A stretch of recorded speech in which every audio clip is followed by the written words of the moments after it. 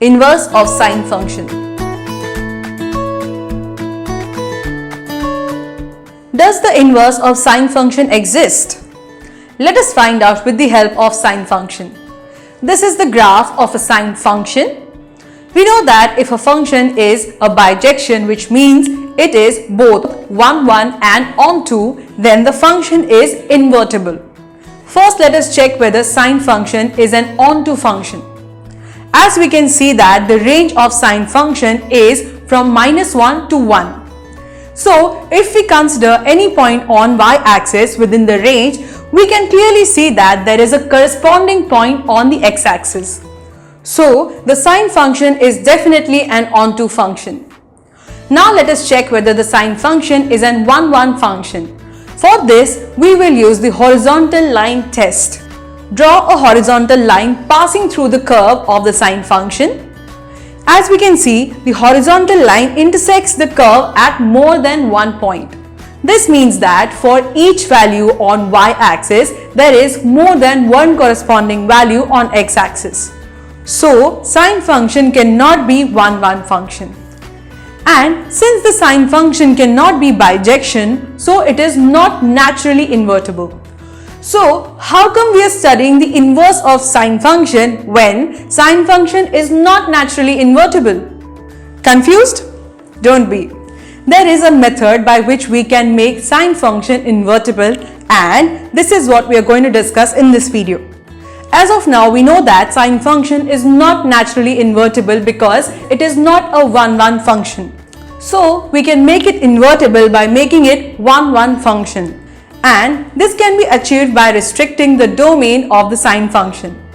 Let us understand how can we do this. And we can see that the domain of the sine function is real number. And we know that sine function is not 1, 1 function in this domain. Now consider the interval minus pi by 2 to pi by 2. We can see that in this interval, the curve of sine function passes the horizontal line test. This means that the sine function is 1, 1 within this interval. And we have earlier seen that sine function is always onto. This means that the sine function is invertible in the restricted domain. Or in other words, we can say that the inverse of sine function exists within the restricted domain. Actually, the sine function is invertible in any of these intervals, so the inverse of the sine function exists in each of these intervals. The inverse of sine function is denoted like this, or it can also be denoted like this. We can read this as arc sine. This means that if y equals to sine x, then x equals to sine inverse y. If we look at the graph of the sine function, we can see that the range of the sine function is closed interval -1, 1.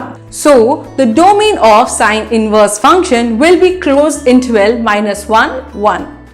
And the range of the sine inverse function will be each of these intervals because sine function is invertible in each of these intervals.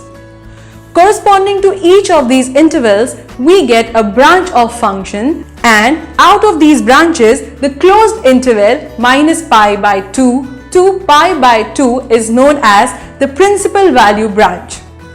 Therefore, the range of the sine inverse function is minus pi by 2 to pi by 2. And this is how we write sine inverse function. Thus, the inverse of sine function is defined as sine inverse y equals to x if and only if sine x equals to y, where x belongs to minus pi by 2 to pi by 2 and y belongs to closed interval -1, 1. Let us now try to draw the graph of sine inverse function. As we know that if y equals to sine x, then x equals to sine inverse y. So, the graph of sine inverse function can be obtained by interchanging x and y axis of the graph of the sine function. This is the graph of y equals to sine x. By just interchanging the axis, we can draw the graph of y equals to sine inverse x. This shaded portion of the curve from minus pi by 2 to pi by 2 is also the principal value branch. Any value of sine inverse x within the interval is known as principal value of sine inverse function.